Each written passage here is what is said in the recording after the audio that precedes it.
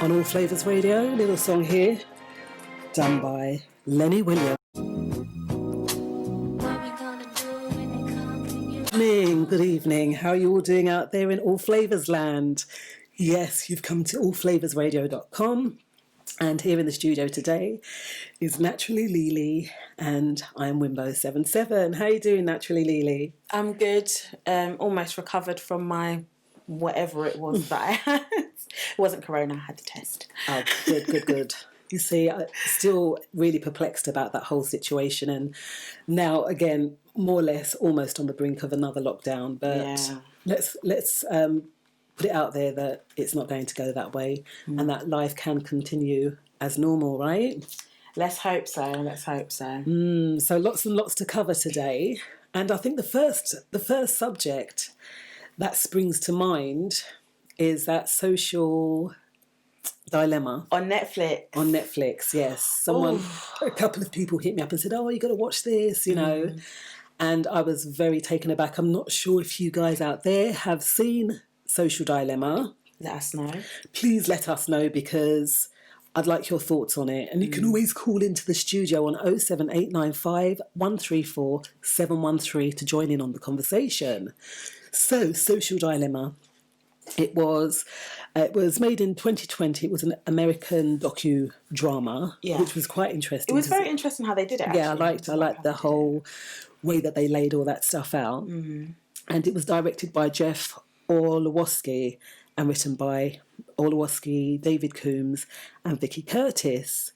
And it was really speaking about how social media has not mesmerised people, but taken them over to a degree, in the fact that it's kind of watches us to what we're doing. I think that was part of it, but I think one of the major issues that they raised was the effect social media is having on our children. And it was talking about how in things like television, for example, on certain channels, so like on kids' channels, they can't advertise certain things. And now, after a certain time, they can start advertising things on other channels and stuff like that. Whereas when it comes to social media, because it's based off of algorithms, there's nothing in there that is a protection for children. And they specifically mention things like YouTube Kids. Now, yes, my children watch YouTube, frequent watchers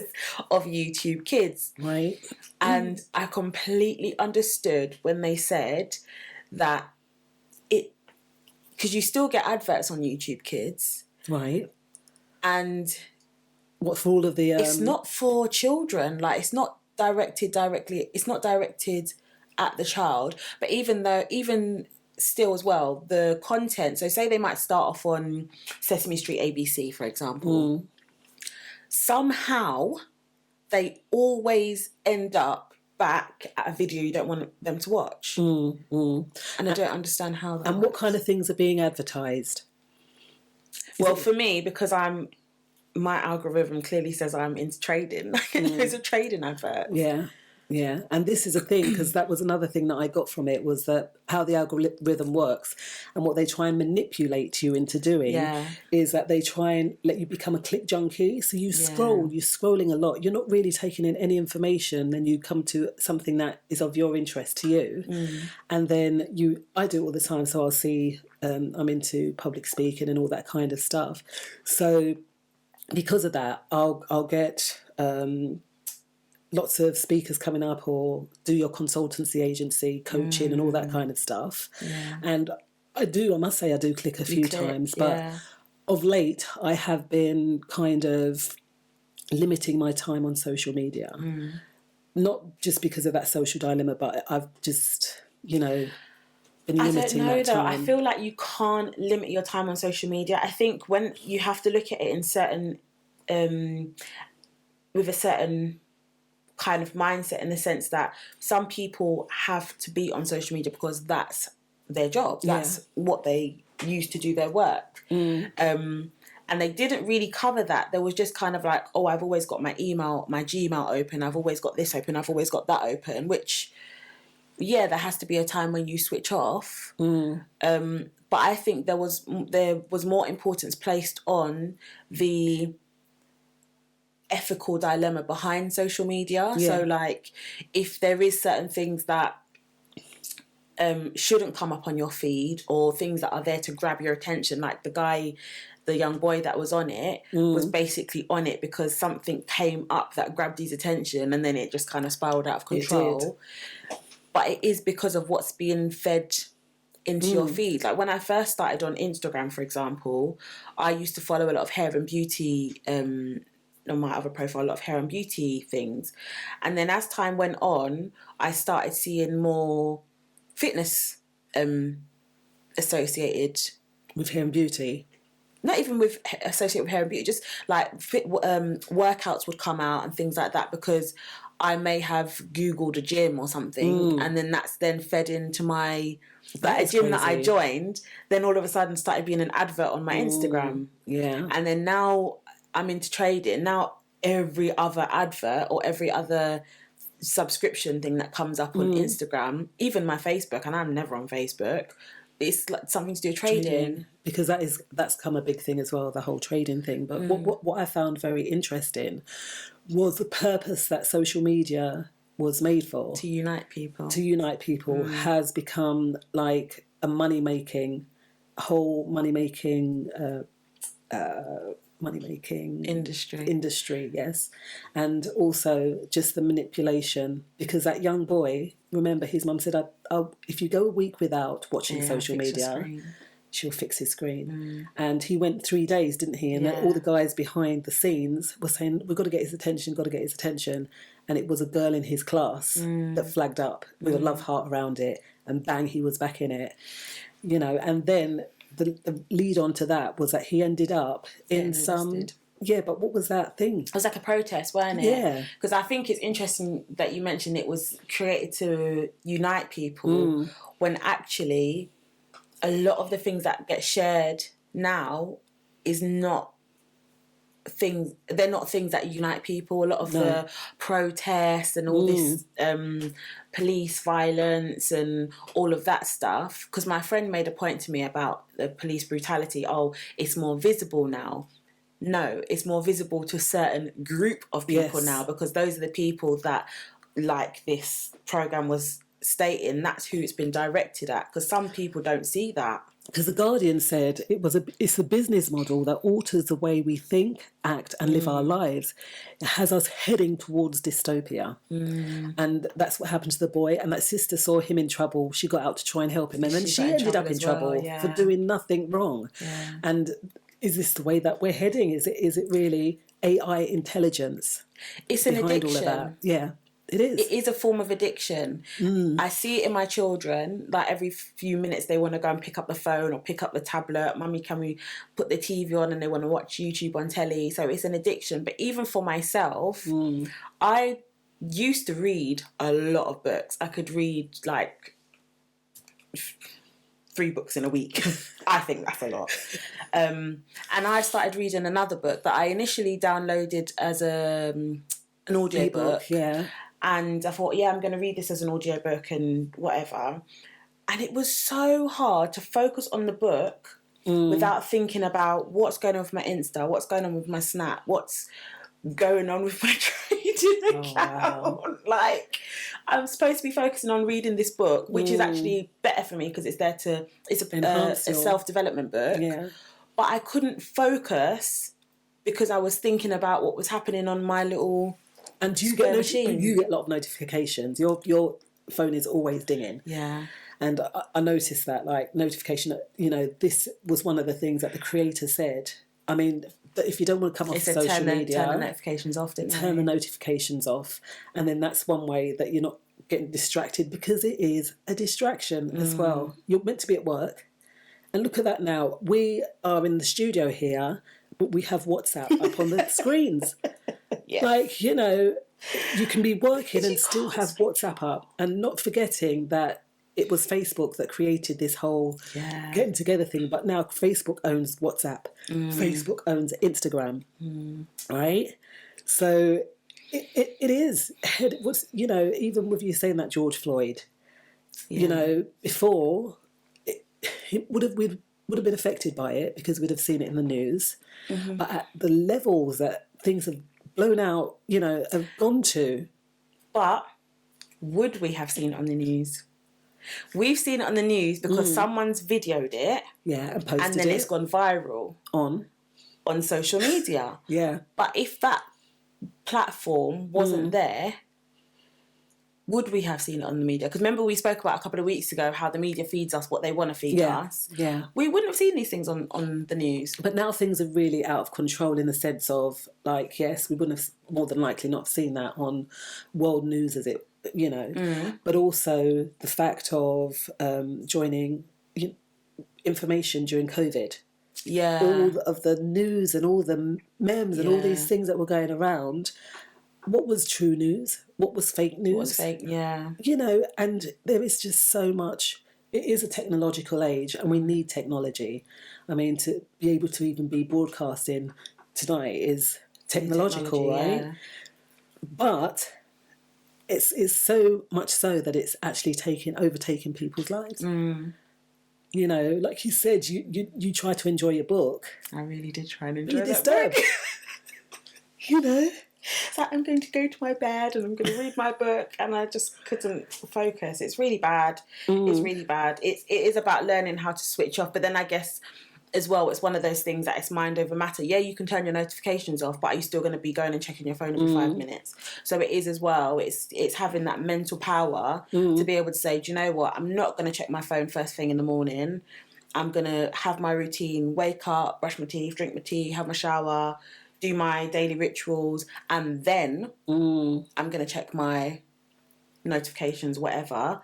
And then in the evening, do you bring your phone into the bedroom? Yeah, because again, you're saying that do all your routine, morning routine, but even checking emails and all that stuff. Personally, I try to do it, but this morning I was on my phone and I posted to social media before 8 o'clock. Right, that's not good. This is, you know, and really it's a matter of, you know, them saying there was a young girl on there and she was doing all these funny faces with all the filters. They spoke about how the girls want to look like a filter. Yeah. We can't look like a filter, guys, unless you know. Do you know what really got me is when they was talking about the statistics when it comes to children self-harming themselves. And I was thinking, like, my oldest is going to be 6 and she likes TikTok. And I thought, oh no, I'm going to let her go on TikTok. She's not allowed to post anything. She can go on TikTok and she has a timer on it. And then I was speaking to someone at work who said her daughter posted on TikTok, but the mum didn't know what she was posting, and it was singing along to these songs that the child don't know what the words of the songs mean. Yeah. And then they're going and seeing all these other people posting, and then sometimes my daughter says, oh, I want to have hair like that and I want to look like that, and da-da-da-da-da. And you, as a parent, initially you don't really see the meaning behind it. But then now in our day and age, because everything is so, I call it plastic, it's so plastic, everyone has to look a certain way to be able to fit in. Actually, my 6-year-old or my 5-year-old, she's not 6 yet, my 5-year-old, I do have to take into consideration what effect that is going to have on her mental state. Because I recall her being here one day and she couldn't get hold of your phone, so she tapped it. I don't even know how she got past my what's it called? The security code. And then lo and behold, on my Snapchat, she was all up in my feed. Like, but you didn't even know she was on it because I was looking at my Snapchat. Yeah. You came up. And I was like, oh, it's scary. Yes. Yeah. And like a lot of these youngsters, they want to kind of be wearing certain things. And you don't know these, again, pedo central. Because TikTok, I think, was purely made for kids. But it's a funny platform used in the right way. But it can be a dangerous one as well. Out of control. And then the kids, I'm sure you said one time you woke up, it was about 3 o'clock in the morning and she was on the tablet, right? Yeah, laughing loud in the room. I mean, it's not a laughing matter. But they said here that these platforms are powered by surveillance, so they can manipulate us and see the things that we like, and then start tapping into our psyche and forcing our hand to do certain things, right? Yeah, we do have to understand, though, that we live in a developmental era, and things that were acceptable 10 years ago or weren't acceptable 10 years ago are acceptable now. People from the 20s looked at people in the 60s and thought, this is outrageous. People in the 60s looked at people in the 80s and thought, this is outrageous. So there's always been that time where someone's thought, this is getting out of hand. So we have to take that into consideration. We have to accept change. But we also need to look at it as a method of, are we safeguarding our own? Yeah. Including ourselves? Are we safeguarding our minds? And, you know, other ones like our children or whatever. That so important. And going back to, when Jayla came in today, I said, go and get a book and sit down and read it, right? Because I try not to have the television on and try to engage and do certain activities, you know. But sometimes when you are busy, sometimes when you have things to do, the easiest babysitter to go to is a television, is a TV or the tablet, and now it's social media. You know, I don't ever see her on Facebook or anything like that, but there are other things like TikTok, there are other things like Snapchat that can draw you in, and then before you know it, you've been on there 3, 4, 5 hours and got nothing done. You know, so safeguarding the youngsters really mainly, but safeguarding ourselves is really the way to go, right? Yeah, definitely. Yes. See you after the break.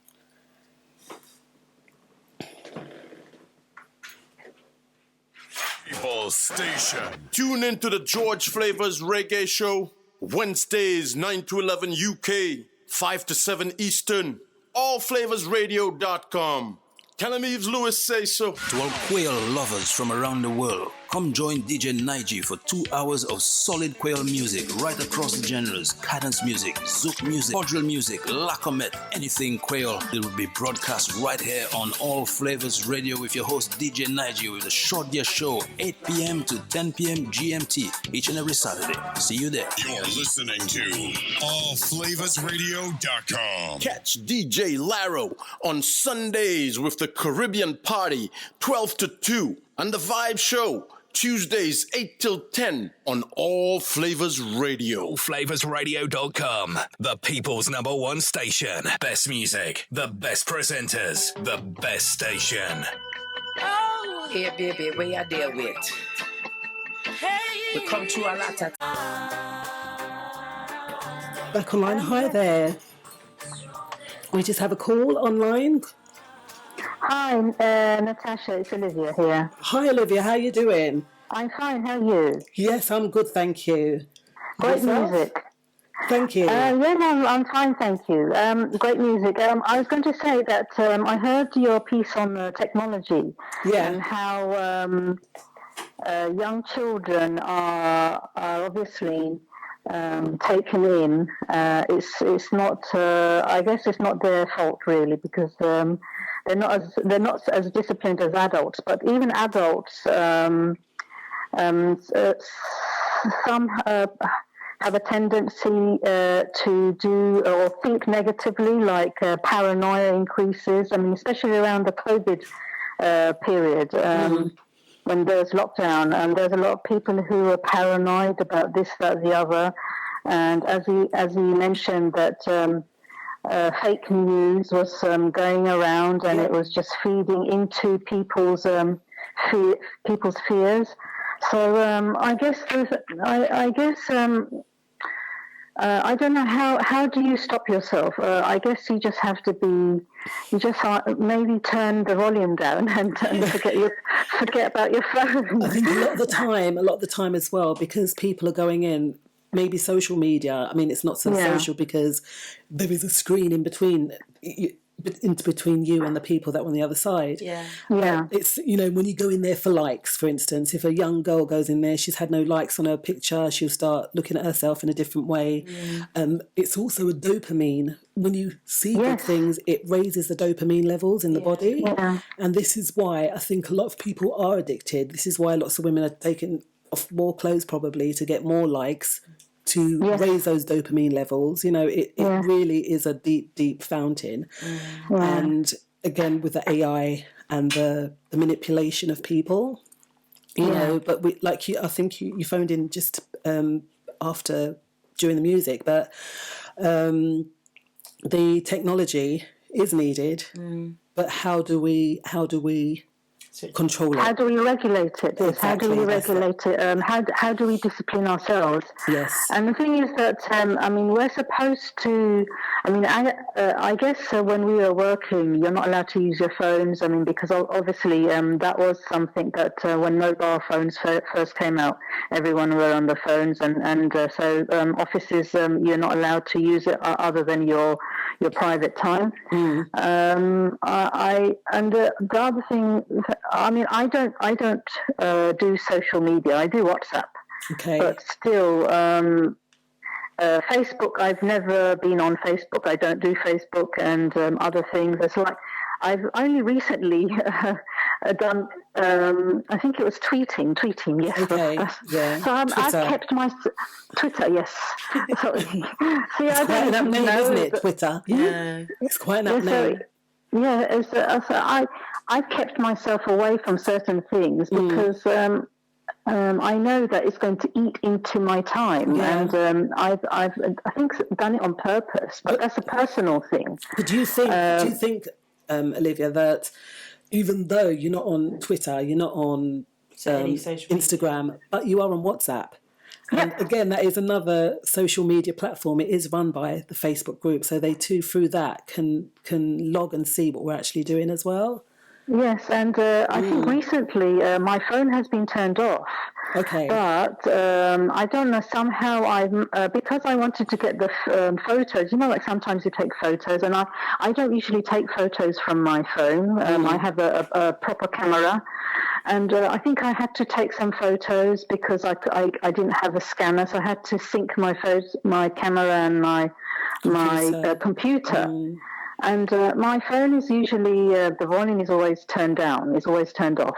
Okay. Well, and I realised that on my computer screen, he was telling me someone is calling me. I'm thinking, what? Yeah. So I didn't even realise that, it's the computer is letting me know, hello, your phone is ringing. Yeah, everything is connected. Everything's synced now. Everything's synced together, isn't it? Yeah. But, I only synced them because I needed to. And it wasn't done on purpose. Yeah. It was a work thing. Yeah. But, yes, it's unfortunately, we as adults, we have to keep children away from certain types of technology. I kept my son away from certain types of technology, but then I realized that he didn't have that much in common with the other children. Okay. Because everybody had the phones this and that and phones and this, that, the other. So I allowed him, I bought him a Nintendo Switch last year. But this is not. But I made sure that he couldn't do it through the computer, or it's not. He didn't. He couldn't log into it. Okay. It was just like handheld. Yeah, just like a game. Yeah. So he can't go beyond that. Okay. So, it's a double-edged sword. It's how much do you stop? And so I did it only because I needed him to make friends and communicate more with other children his age, and he's being bullied. So I thought, what's the best way for him to communicate with others of his age? And so it was. You got drawn into it. You got drawn into it as a parent. I know. And during his parties, I would say to all parents, no electronic games. No one is allowed phones, electronic games, no children, that is. And I don't want to see children with electronic games. So, I think it's such a challenge because as parents, obviously, you want your children to fit in, but you have to obviously kind of find the middle ground, because today technology is a way that children communicate. So, thank you so much, Olivia. It's been great talking to you. Thanks for calling in. Well, thank you so much. And I was laughing when I heard that you had a little person getting into your phone. I mean, my son, he cracked the code on my phone so many times. They're very clever. Oh, my God. So we've got to regulate it. We do have to regulate what we're allowing our youngsters to see. Yes. Yeah. So Olivia, thank you so much. And, and please carry on. And it's a brilliant show. Thank you. Thank you. Have a good evening. Bye. You too. Bye. It's so true. Like, it's hard to find that middle ground. A lot of children now have got social media, have got phones. Like, you make that rule as a parent now, you can't have a phone till you're 16, but really, maybe that younger worked from 7 now. They have it. Maybe that worked years ago, but now, what is the right age to introduce these things to the children? So we'll ask you that question. What is the right age to introduce technology to our youngsters? Call in 07895 134 713. That's 07895 134 713. So, Alicia, or Lily, next thing is, we spoke earlier about this lockdown may be coming into place, right? Yeah. So there was an article that I saw, and it spoke about social connection, and that it's the strongest proactive factor for depression. So if we end up going into this lockdown again, people are going to get more depressed. People are going to go into even more of a frenzy than they have been up until this point. Okay. Your thoughts? My thoughts are, for one, I completely understand mental health. We spoke about this last week.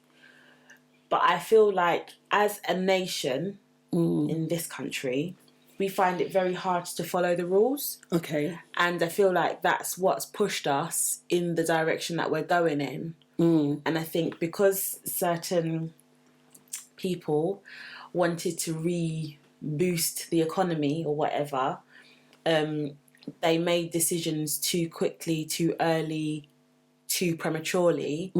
Hence why we're going into a state of lockdown again. What I did find was find interesting. Someone sent me something yesterday, actually, and it was, so you know, all the pubs and everything is closing at 10 o'clock. Yeah.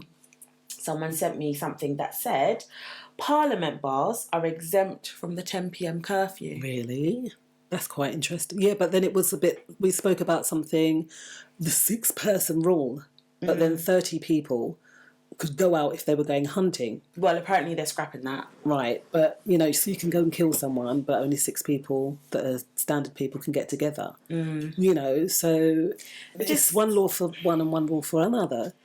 Well, it is. It's always been that way. But I just think if we are going to get past this, everybody has to play their part, including the the lawmakers, because it seems like all of us little people are being put in a position of, you know, like the little old man that's wife has died and his children live in another part of the country and only has his local, you know, pub to go down and have a pint once and every now and again, is now going to be stuck back inside. He's going to get lonely and depressed. No one thinks about those people, you know, little Malcolm. But it's things like that. It's like everyone, we said this before, everyone's, not everyone, that's such a generalisation, I shouldn't say everyone, but some people think, oh, I'll be fine. I've got a cough. I've not got corona, and even if I do have corona, I'll be fine. Yes, not everyone else. You might be fine, but the other 100 of us are going to get stuck in our houses for the next 60 days or however long it's going to be. I'm not sure, but socially, how then, if this is the case, because I even read something recent, I think it was yesterday, that if you're not in the same household, you know, that whole thing, right, that happened right at the start, even that's going to be put into play. So what's going to happen there, you know? So no cross. But they have said before that they were going to cut that out. You can't meet people outside of your own household. So they have said that before, that they're going to cut that out. But we all need that social connection in order to function at a decent level, right? FaceTime. Or FaceTime, it's not the same, is it? As that physical, seeing that person, as it's that not physical the same. But what would you prefer? connection. Being able to see someone on FaceTime for a month or 2 months, or not being able to see anybody? We went through that, though. We've been through this whole situation already. Yeah, and we got through it fine. Well, I used to sneak out. I snuck out and come and saw the kids because I was like, "Bond this, forget it." Right? I don't. There's so much physical contact that you need. Is what it's saying, that by not having that social connection, that it does affect people. But you still do have the social, because we have to go to work. And even though they said, and this is what I found, even though they've said, if you can work from home, continue to work from home, or go back to working from home, management's not doing that. No.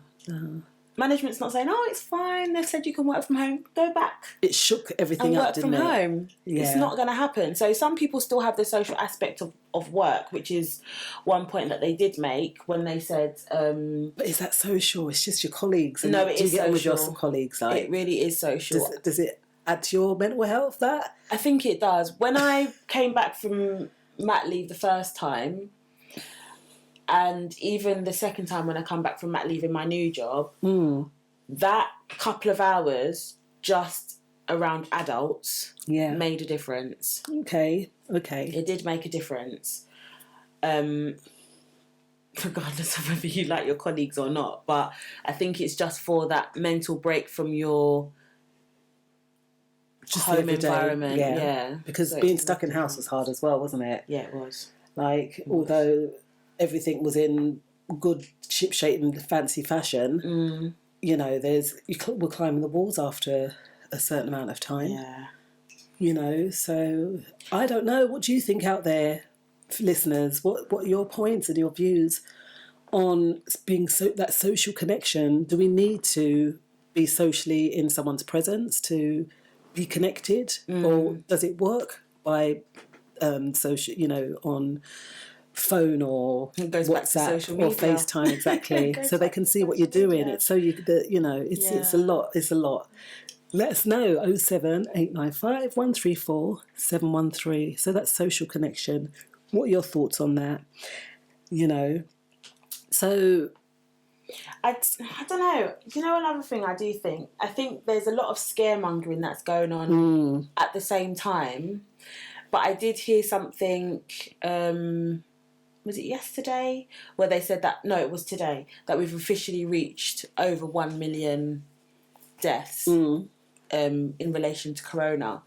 But then, on the flip side of that, something that's not being broadcast in the media, and this is where I'm talking about the scaremongering, nobody has covered the amount of Muslims that have been killed in China. Yes. They've surpassed the Holocaust deaths now.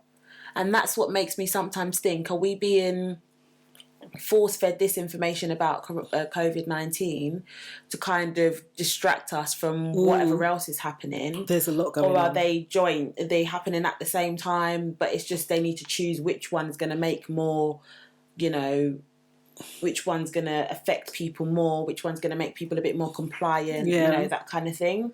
Because there is like you said, there's so much going on in the media and so much going on that's not in the media. Yeah. It can become a bit overwhelming. So is it smoke screens then? Is all this whole situation a smoke screen to keep us oblivious to the things that are happening? I don't think so. I think this is the only instance where I actually think that because this is something that affects the masses, that's why it's out there. But DeCarlo was saying that in Germany, it's not like this. Yeah, because they're functioning. Clean. They're clean. Right. Look at the people. What do you mean by that? In this country, we find masks on the floor. So they've told us we have to wear masks. Yeah. But they haven't provided hazardous waste bins, extra hazardous waste bins. If you come into the hospital, there's a waste disposable for recycling, food disposal, gloves, masks, anything that's come in contact with anybody, and paper. That's in a hospital. And if you're telling people in the public to wear that same protective equipment outside, where is the provision for that waste? That shouldn't be going in public waste. That's where you find masks on the floor. I'm sure when we spoke to Uncle Booty's friend that's from Germany, she said, no, we don't have that problem. Yeah. They're cleaner. They had to retell us in hospital to wash our hands. That's in the hospital. The norm. So it's the mindset. It's a different way that people think, that how you've been brought up, that how your mentality is. You know that this is a time where sickness is rampant. Yeah. So you would think, okay, let's be a bit more forthcoming and sensible with it, and you still got people throwing masks and gloves on the floor. So I'm not really shocked. I mean, looking at ourselves, we know that how we function, but it's, again, not always. It's like when you're driving a car, it's not the way you're driving, but you've got to look 2 cars down to see how they're driving the car in order to be safe. And it's the same thing there. Yeah. You know, so much to think about, isn't it? So much to think about, audience. Lovely people out there. So what do you think? What are your thoughts? Give us a call. 07 895 134 713.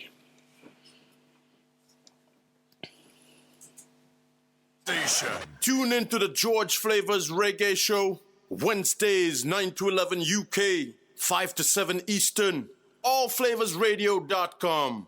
Tell him Yves Lewis say so. To all quail lovers from around the world, come join DJ Nige for 2 hours of solid quail music right across the genres. Cadence music, zouk music, cordial music, lacomet, anything quail. It will be broadcast right here on All Flavors Radio with your host DJ Nige with a short year show, 8 p.m. to 10 p.m. GMT, each and every Saturday. See you there. You're listening to allflavasradio.com. Catch DJ Laro on Sundays with the Caribbean Party, 12 to 2, and the Vibe Show, Tuesdays 8 till 10 on All Flavors Radio. Allflavasradio.com, the people's #1 station. Best music, the best presenters, the best station. Why I love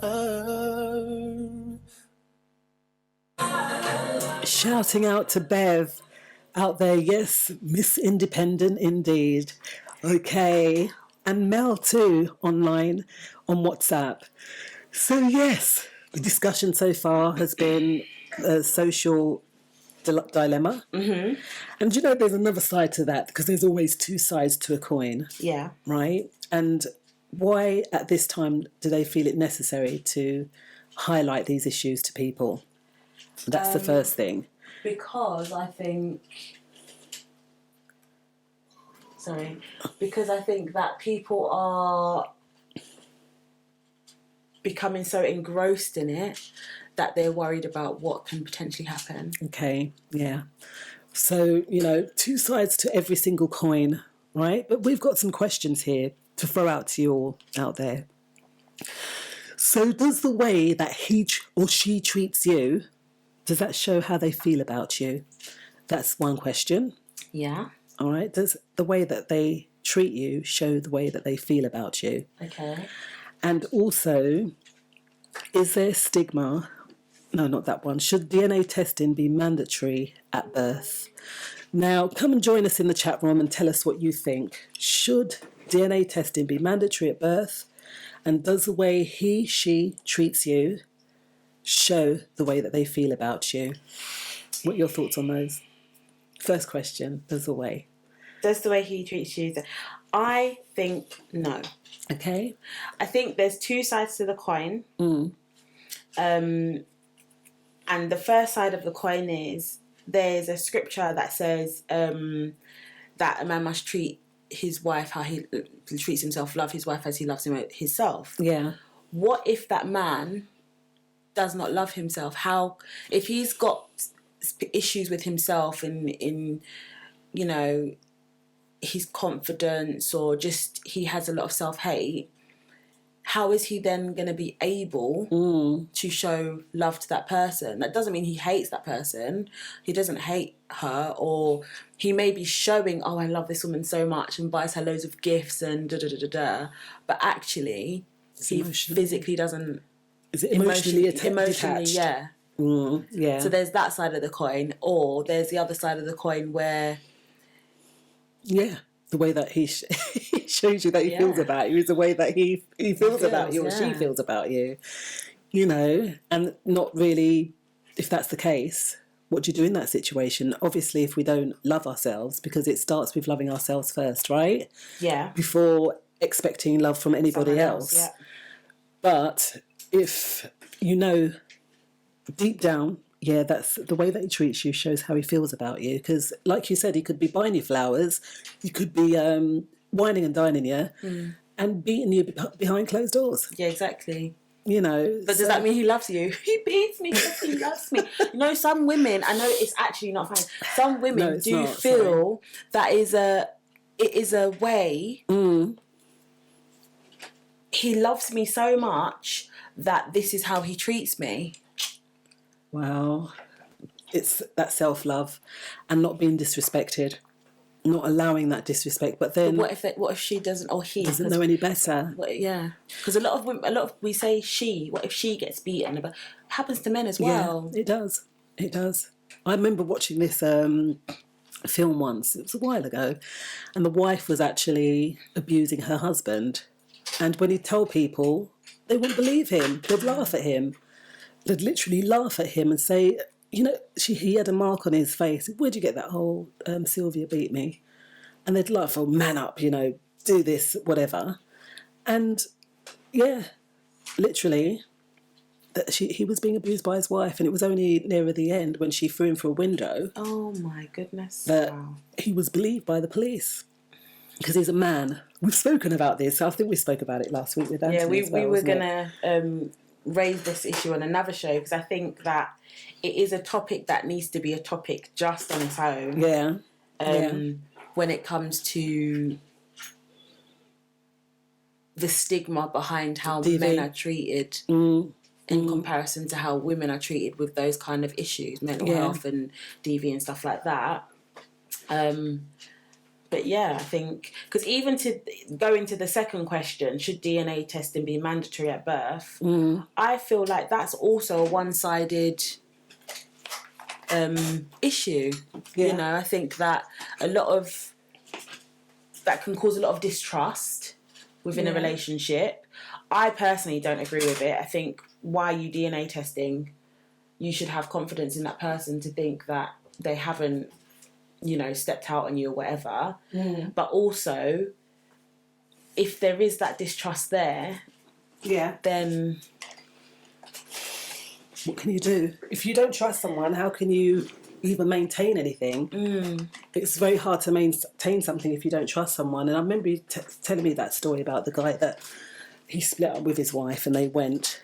Yeah, so this was on Instagram, I saw this story. They was together, they got married, they had a child together, and she was 2 years old, and they ended up getting separated, and they would divorce him. And he went and got a paternity test to see if she was his child. And the paternity test come back, and it showed that he wasn't the father of the baby. But then he says, I'm not going to tell her. Why? Because she's my daughter. That makes no sense to me. What did you do the paternity test for in the first place then? Because if you're claiming her as your own, you don't need a piece of paper to prove it, because you've already claimed that she's yours. Are you doing it to have something to hold over the mum's head, or what was the purpose of it? But what happens if there's something wrong with the child? What happens in that situation then? Because obviously they're going to go, you know, not that any issues, organ donor or whatever, might come up. There may be that issue, but then tackle that when it comes. Because if he's not going to tell her, the mum still doesn't know that he's not the father of the baby. But she or might maybe do. She does. Yeah. But she just doesn't know that he doesn't. That he knows. But is that wrong even? If you know. This goes back to the question we asked last week about, is it wrong to withhold that information from the dad? Yeah. Yeah. So lots of strains and, you know, things in those questions. So what are your thoughts out there? These are thoughts for you to answer. So come and join us in the chat room. And let's further this conversation. 07895 134 713. 07895 134 713. I have a question. Oh, someone's here we go. calling in. Someone's calling in. Whoops. Oh, they've gone. Hang on. Oh, never mind. I have a question. Yeah. And I think I know the answer to this question. Why is it that when women get to a certain age, there's this stigma about them being mothers? So, like, for example, at the age of 35, you're automatically seen as high risk. Let's take this call. Hello? Hello? Hello? Hello? Hi. Yes. Slightly delayed. Are we delayed? Yes, but as into your conversation. Yeah. Yes. Hi, my name's DiCarlo. Hi, DiCarlo. Yeah, as you were saying, as your conversation, you're talking about paternity and so on. Yeah. Okay? It is important. I believe it is important. Every woman knows what they've done. And I'm not trying to be malice or anything. Every woman knows. Yeah. Just how she's known about her menstrual cycles and everything all her life, she would know who is the father and not. We watched Maury, and Maury's like, you are not the father. That is yes, many times. Come on. Yeah. That is stage. Every woman knows. But does she? Does she? I know that I recall on Maury, one woman, she had copulation with two guys. She got pregnant with twins. But for some reason, both the men were the child of each father. It's good TV. Just like you're talking about social media. It sells. Come on. But it can happen. You are the father. If they kept on saying you are the father, people would be like, child, we're not going to watch this. Right? They need drama. Okay. People need drama. Yeah. Maury, okay, all of them kind of shows, Oprah Winfrey. Look, Oprah Winfrey would buy somebody a house or buy a car. Or all these shows are giving as well as taking. Okay. Okay? So they take your money, but they give, somebody has to be rewarded for something. Okay. So you get all these people on the Maury show, and if you notice, the majority of the people that were didn't know the baby fathers were black. You know what I mean? A lot of them were. Yeah. So that goes into another category. But as you say, you mentioned about man and father paternity at the same as well, which I applaud you on, because what is missed nowadays is the man side of things. It's always, I was watching something the other day, and they're trying to bring out this new law about, women being like, approached in a certain way, and I forgot what the name was. I totally forgot. I watched it the other day. And it's like, listen, I'm all for women's lips. Trust me, I'm all for that. But there comes a fine line. We're getting to that stage where, like, for instance, you come and you've seen David Chappelle and people want to be a cat. You know what I mean? And you have the right to be a cat and be named as a cat. You understand? You have the right to... We're in a society where, listen, even down to paedophilia is becoming just more open. Regular. It's open. It's out there. It was just on the news again about Instagram and Facebook that was selling. There are people in Iran and Kuwait. They're selling their cleaners. They're selling them on an app. Wow. Yeah. So are we heading for dystopia? That's another kettle of fish. But what you were talking about, to understand, media. Media isn't good if it hasn't got lovely, jubbly, juicy news. Yeah, I agree. Plain and simple. If it ain't juicy, it doesn't people don't want to know. Okay. Only just last night. Sorry, I don't want to go too long. Just last night they were talking about Trump. On Channel 4, and what he was doing with all the with certain states, and over 3.5 million black voters. how he deterred them, wrote them down, had them on the list.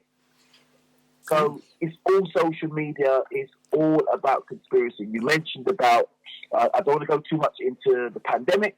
Yeah. Okay. But on that level there as well, if you're the government and you state a lie, you have to make it work.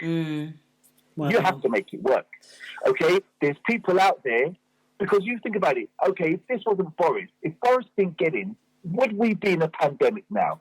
Ask that question. Nobody's asking that question. Oh, what do you think out there, people? Conservatives did not get in. Yeah. Would Corona be in right now?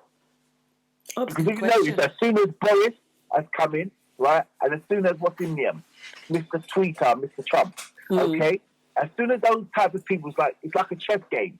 You've got certain people now, all of a sudden now, unleash the beast. Wow. Remember, most of the world's trade comes from England, comes from the UK as well. Yeah, so America is a high power, okay? So is Europe. And so is Britain. Britain wants to go alone, but they're not gonna they're gonna suffer other than that. But that's me. But that's no more, yeah? Okay, well thanks for calling in and raising those points, because maybe we don't really discuss or go deeper into these things, and we should do, and we should feel free about speaking about these issues, you know. Why don't we? Why don't we go into these deeper issues? Bye. Take care. Thank you. Thanks for your call.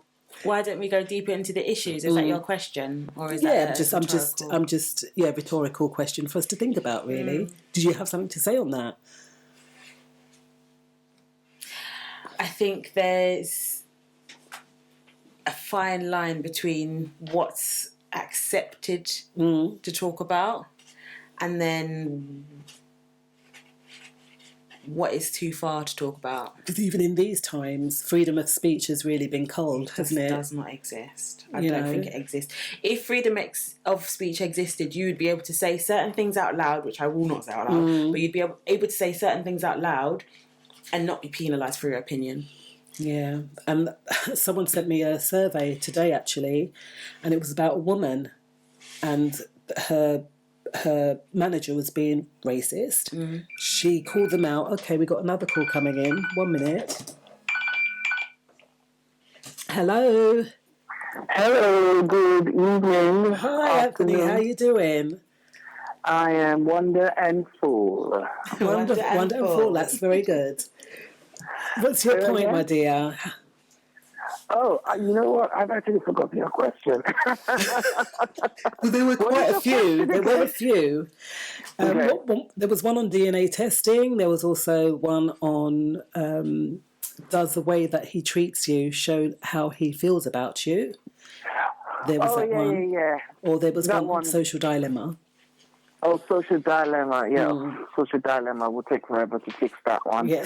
Obviously, that's about monetization and power control, attention grabbing, and how they can keep you on your devices the longest. You know, what I actually was interested in is about the whole commitment and self-worth and self-respect issue in relationships. Okay.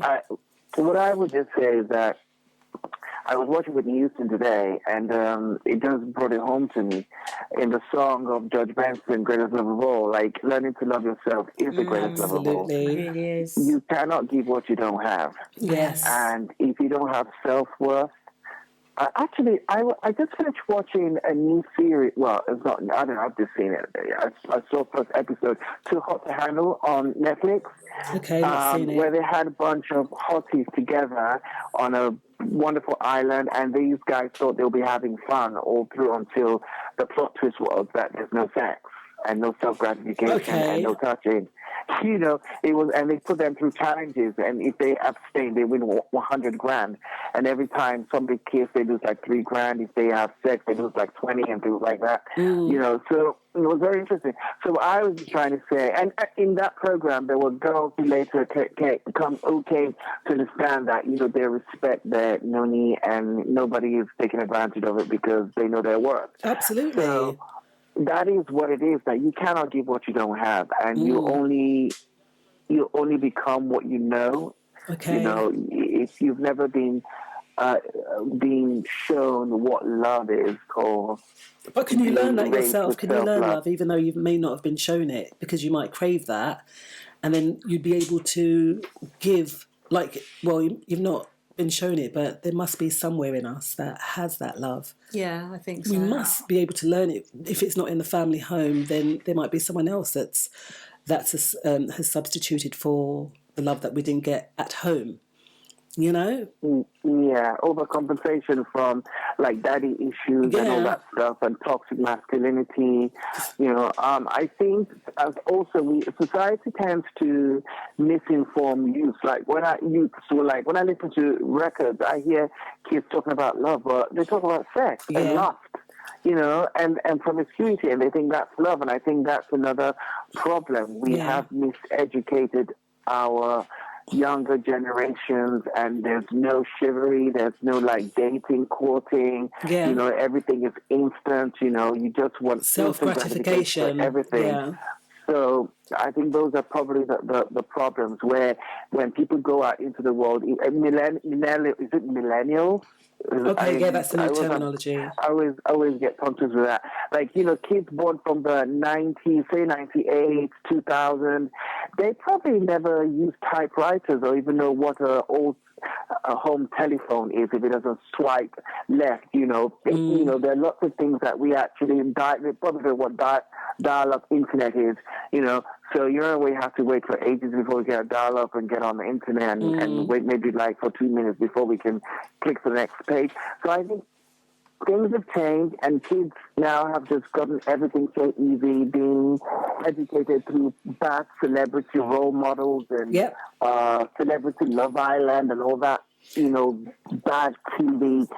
So it starts from the home, doesn't it, really, to a degree? That's the problem. It starts from there, but we've been said that those values that we had before are old values, but are they really? They're not old values. Are they old values, or is there a morality behind these things? You know, so that's what we've got to think about. Thank you so much for calling in, Anthony.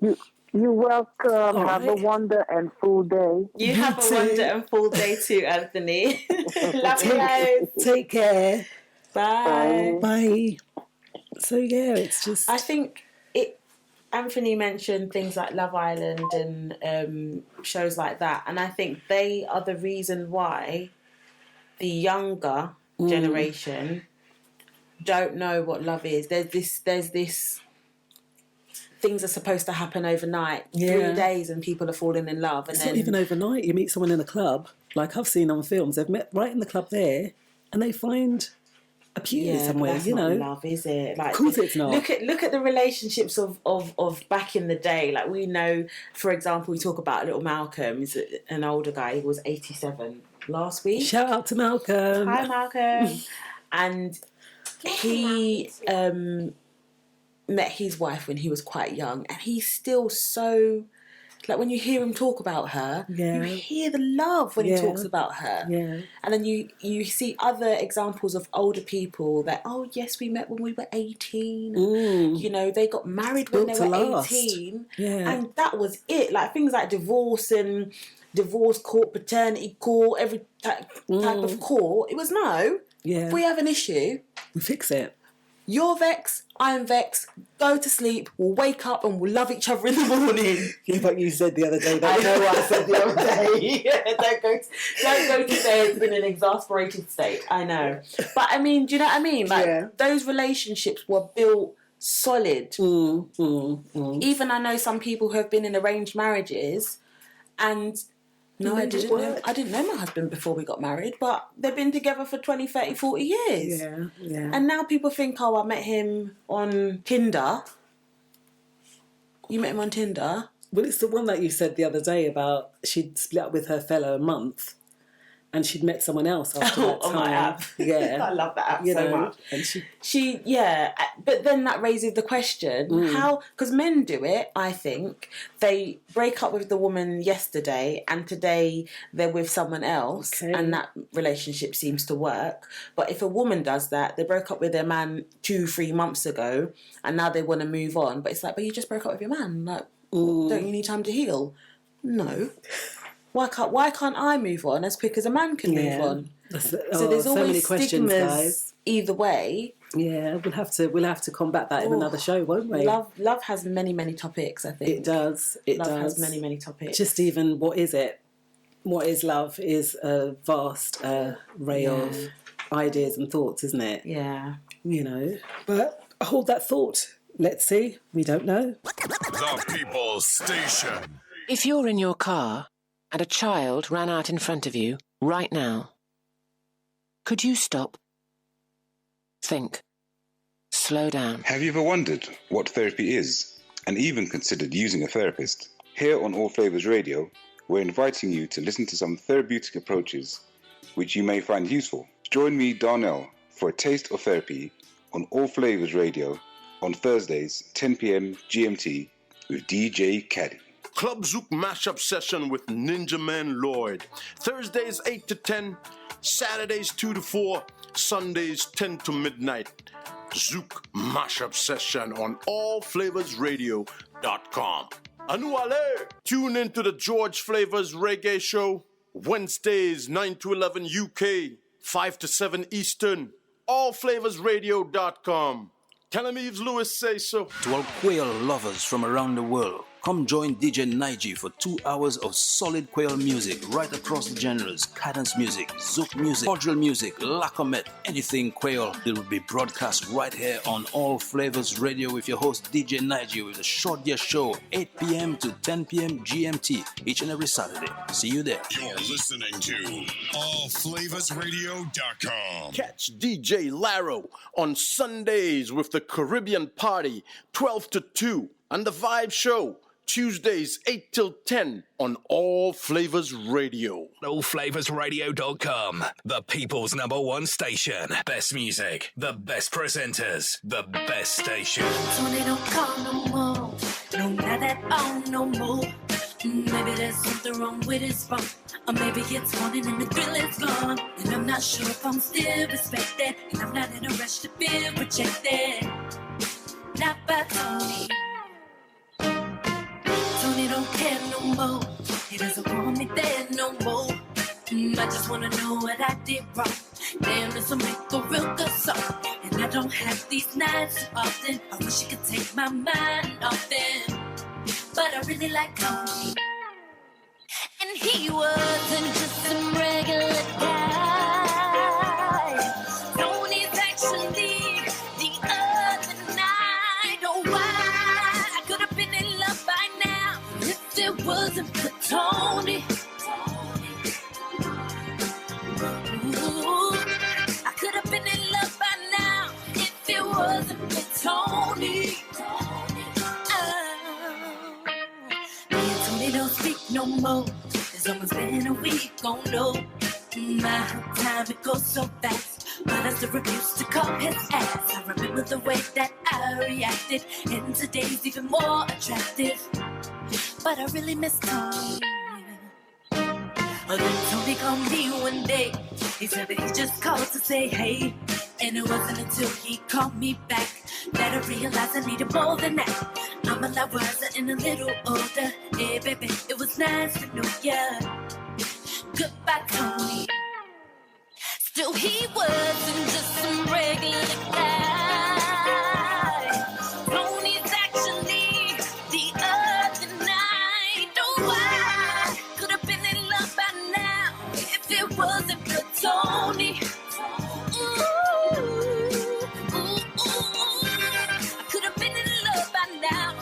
It wasn't for Tony.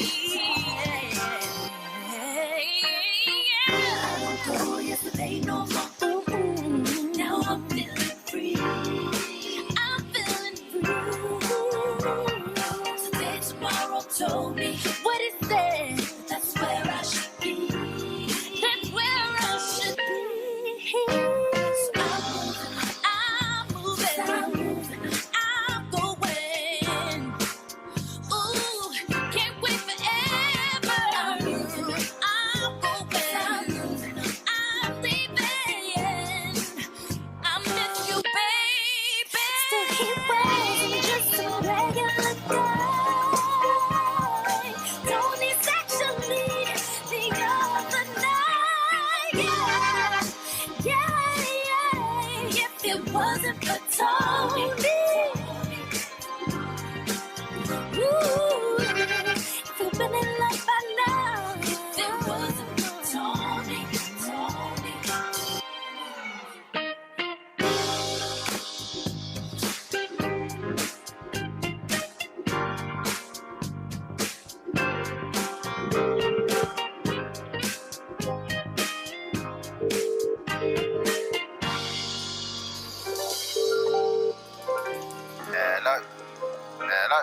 Hello, is this GNS?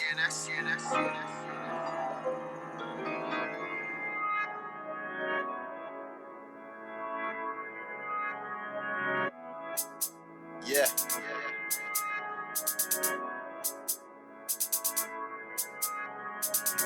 How that you riding the whip? Eyes all over her face, fully be loving the shit. She knows I keep it real, don't know I done it from there. She knows I put in work, no I ain't playing no games. She told me to show some emotion, I cry cause I'm lost, so her from the past. She tell me I'm chosen, she's in it for us, she'll never give up. She's prying me open, I'm feeling her touch, she's never enough, I'm needing her. Shouting out Joy McKay and all the chatroom listeners. Mark from Brennan, who's on from 10 till 12, and also DJ Laro on from 8 to 11. George Flavors and everyone on TuneIn on the Allflavas Radio app. Think about her every day, really get lost in love. But I'm scared cause I don't know who to trust. Yeah, her skin like silk. I just wanna touch it. She the type of girl, got a fuck holding hands in public. She's sophisticated. Other girls can't manage. A lady on the street, but in bed she's savage. The sweetest symphony. I just gotta have it, the smoothest melody. For your love, yeah, I'm an addict. So bring your love back, and baby, never leave. We can blow some trees, wavy like the 7 seas. I feel like I'm falling, but as much as I push you away, I keep falling in love. Think about her every day, wanna get lost in love. But I'm scared cause I don't know who to trust. I feel like I'm falling, as much as I push you away, I keep falling in love. Think about her every day, wanna get lost in love. But I'm scared cause I don't know who to trust. I feel like I'm falling, as much as I push you away, I keep falling in love. Think about her every day, wanna get lost in love. I'll be there for you. True friends always. No one can break, no, what we have for each other. Oh, boy, you're like my brother.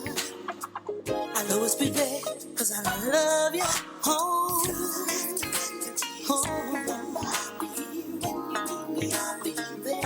I'll be here, baby.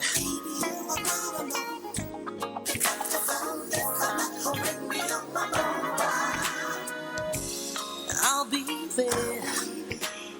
Oh, I'll be here. Oh, 24/7. Anytime. Baby, you can hit me on my phone. I'll be there.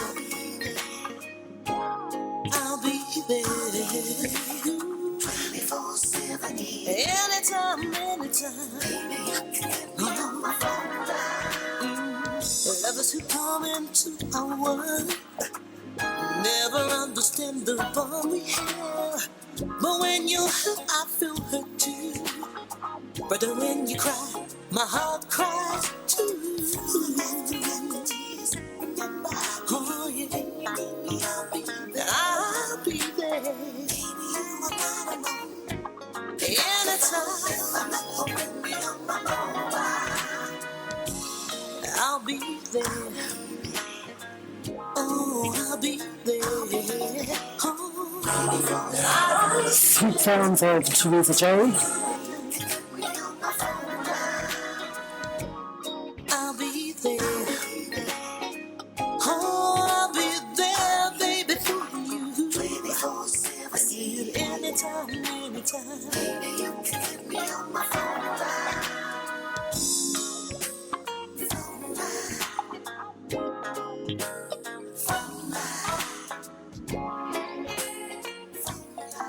Emptiness is like a weapon. It opens you up inside. It takes you all over town. Emptiness is like a disease. It takes you without release. I don't know why I frown. I say you my heartache in a letter, in a poem I wrote. Your black coffee is keeping me awake all night, and I don't do that. Yeah, yeah. I don't wanna say I love you. I don't wanna say I hate you. I don't wanna say I need you, but I do. I do. You keep on blowing me your kisses, 'cause you keep on telling me you're pretty. And I wanna know what this is of a fool who's not in love just for the sake of.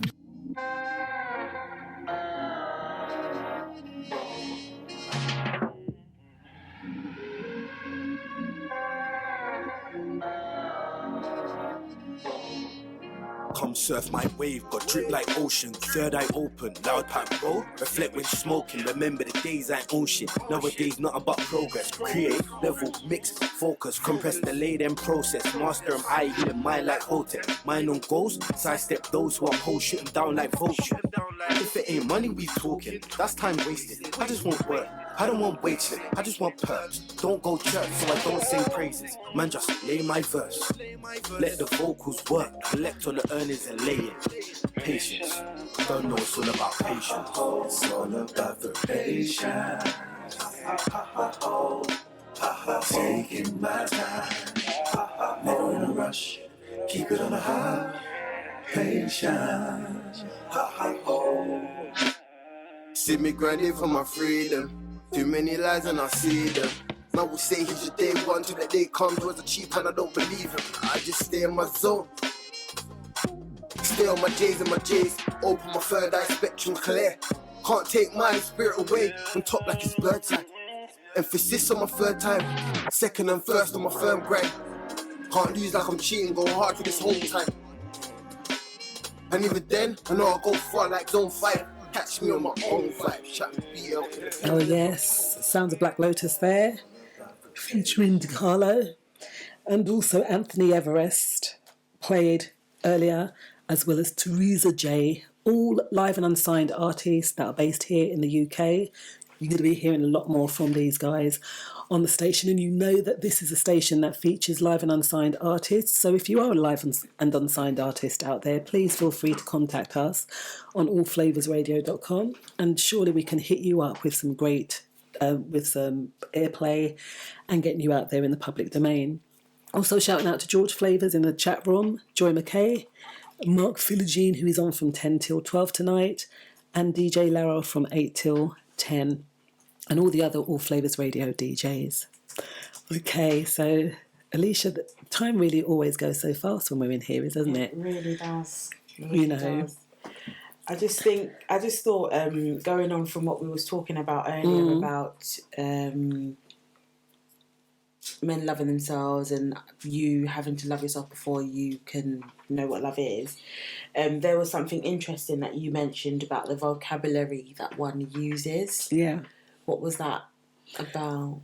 So when we speak certain things to ourselves, so it goes right back to what you're saying about the love of oneself. So when we speak negatively or negativity into our lives, like if you say, oh, that bad thing always happens to me, that bad thing is always going to happen to you, right? Because you've put that out there.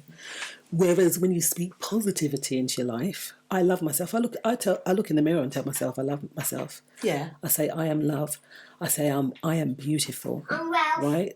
Oh, you are love. We have little one in the studio with us, and she's been doing so well up until that point. Not really. So there's nothing wrong. And I saw a point today as well. A woman, Michelle Raymond, her name is, and she's a public speaker, and she said, it was an email, she said, when someone gives you a compliment, how do you take it? Yeah, I've heard this. Because when someone tells you something negative about yourself, you take all that stuff on board. But what about when they tell you something positive about yourself? Oh, really? Oh, don't say that. Yeah. You know, it's the truth. Accept it and embrace it. Yeah. You know? Someone else said that. Someone was like, what do you do when someone says to you, oh, your hair looks good? Oh, well, yeah, it's just, it's just flung it in a bun. Or, I really like that dress you've got on. Oh, this old dress. Oh, yeah. So it is literally, we are a society, we're not able to take on positivity. Why? We are able to take it on. But you know, it seems to be that the first point of call is to always rebuff positivity with, oh no, you can't be being that positive to me because that's not normal. Do you know what I mean? So I think we have to make it part of normality, though, don't we? If we're not, if we're not used to that, then we change. The game can be changed, you know, because those football players don't go on if they lost last week playing the same strategy that they played in order to win, because they're going to lose again. Yeah, Arsenal. We're not allowed to name teams. Oh, sorry. I don't think. Are you an Arsenal supporter then? I am a human. I don't know. I'm forced to be an Arsenal supporter because my husband is an Arsenal supporter, but I quite favour Man City because I like the coach. Okay. Or the manager. Right, you might have to go outside. Yeah. I'm not really into football, to be fair. You know, so... Yeah, but changing up the strategy. So if something's not working... You change it. We can change. And that is a lovely thing. That's one presupposition that we can always change. Right? So maybe we weren't brought up in households that had a positive outlook on things. But there's nothing wrong in saying, do you know what? I want to have a positive outlook on things. And I'm going to have a positive outlook on things. And no matter what, because sometimes those negative thoughts do come up, you know. Do you find that? Yeah, but you also have to be that way inclined, I think. Like, we've become people who will look at a situation and say, okay, no, I've got to change my mindset, because we've come across that environment. We've come across people who are into self development and bettering yourself. But I think sometimes people never come into contact with people who are trying to develop themselves. Yeah. You go to church, Kingdom Hall, mosque, wherever, and some of those people will be sitting there and will be like, do you know what, I'm reading this word because this is helping me better myself. Yeah. Some people are sitting there reading it because this is what you're told to do, and this is how you're told to act, and this is how you're told. So even from that upbringing, there are still people who are stagnant because they don't understand that these things are put in place to develop us. But I think... to make us better people. Yes, but I think when you're around people who have a similar mind to you, or have that mind where, you know, they do want to have an impact and be positive and that kind of thing, that's when you start understanding what it means to develop your mindset and things like that. Yeah, positive mindset and well-being, because that's what it's all about. And especially in these times now. Oh, someone's phoning in. Okay, one moment. Hello. Hello. Hi. Hi. Just on the topic that you're on. Yes. Is that I look at it as the fact that either you're a follower or a leader. Okay. Can a follower become a leader? Well, a leader is from following your intuition as well as going forward. And normally followers are just people who do exactly what they're told. They're just geared that way. Okay, so we can all change though when it comes to having a positive mindset and bettering ourselves. Would you agree? Oh yes, we can all change. I believe that God is the only one it doesn't change. But there is change, and there's change for positive, and there's change for negative. Okay, very true. What side you're swinging to. Yeah, very, very true. And like it said, with the vocabulary, if we are positive, then we will have a much more positive outlook in life. Yeah, we do. Here the word says if you reap what you sow. Yeah. Most of the time you sow with the words that come from your mouth. Absolutely, yes. If you tell yourself I can't, which normally means I won't, then it won't be done. But if you tell yourself you're capable of doing, you know, with the help of your positive spirit, you can do anything that you put your mind to or definitely. your hands to.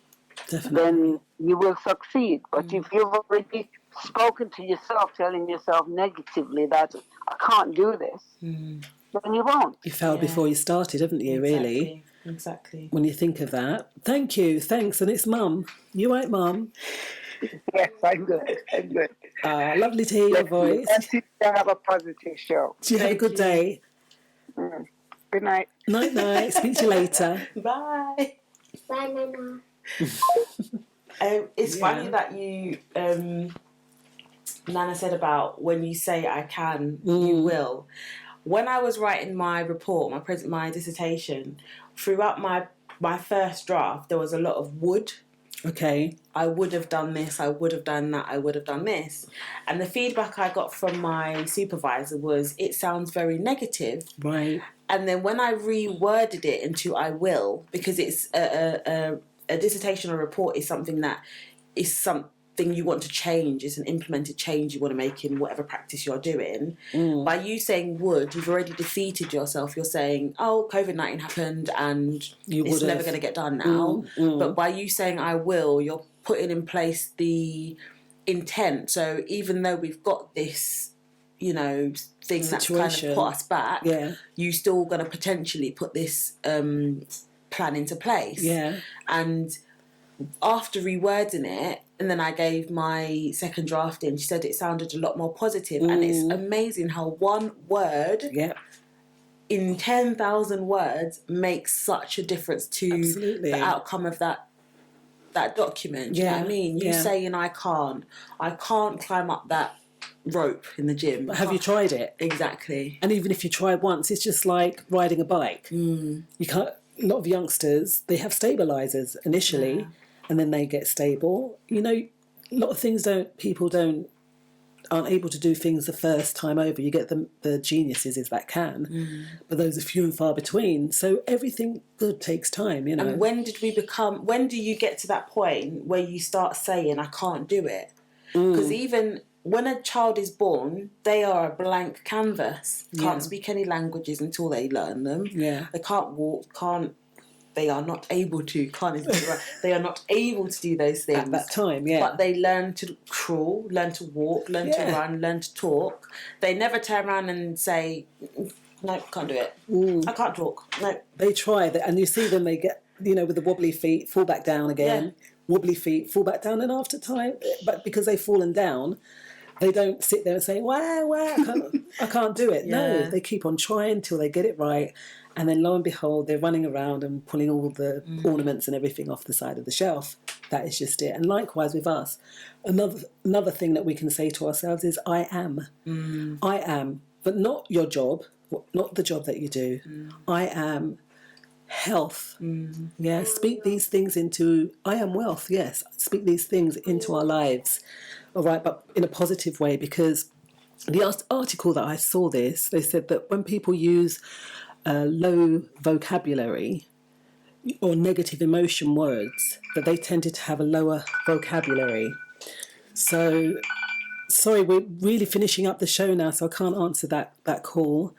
But so we want to speak linguistically with positive words, and that gives us a higher level of well-being and not a lower level of well-being. And especially in these times, it's not by saying can't, because we'll be stuck, but saying, oh right, this has happened, how can I make the best of this situation, out of a bad situation? And we can. It can be done.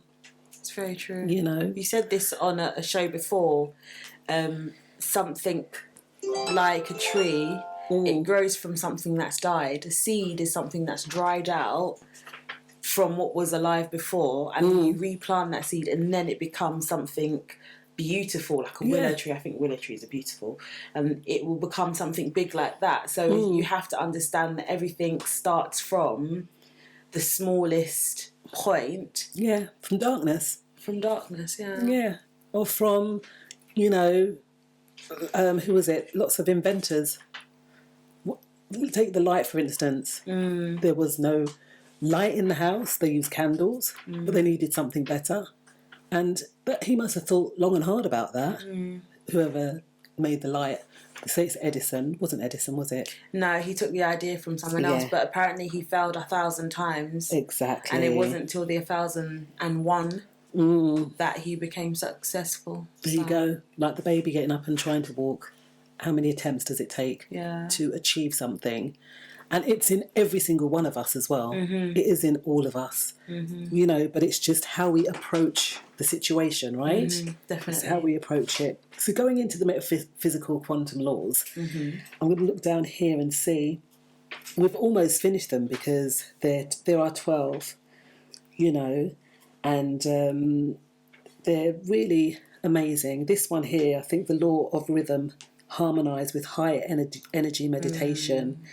Do not be afraid of change. There is a time for change and growth. Life is here to teach us a lesson. Yes. All right? So the law of rhythm, harmonise with your higher energy meditation. I'm not sure if you listeners out there meditate or go into your zone or stay in the vortex. You know, people are always trying to pull you out of the vortex. But stay in the zone. Stay in the zone. All right? And elevate on that higher level of vibration using vocabulary it's a positive words. Positive reinforcement. Yeah. I can, I will, I am. Absolutely. And you'll see it does change your life.